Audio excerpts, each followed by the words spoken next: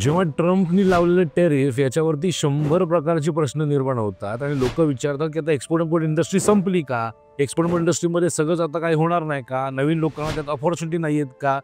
मी एक सांगू, ही इंडस्ट्री अशी आहे ना, जी हजारो वर्षापासून चालत आलेली आहे आणि हजारो वर्ष पुढे चालत राहणार आहे. एक ट्रम्प येऊन त्याच्यावरती टेरिफ वाढवून, टेरिफ म्हणजे मुळात काय?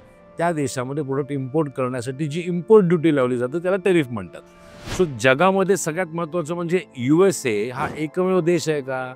तर अजिबात नाही.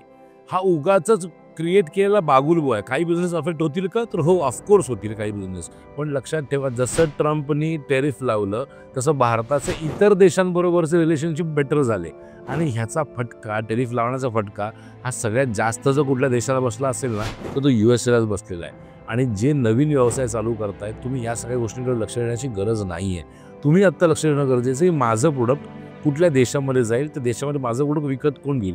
ट्रम्पनी टेरिफ लावलं की अमुक देशाने तमुक केलं, यांनी मला किंवा एखाद्या छोट्या व्यावसायिकाला तसा काही फारसा फरक पडत नाही आणि पडला पण नाही पाहिजे.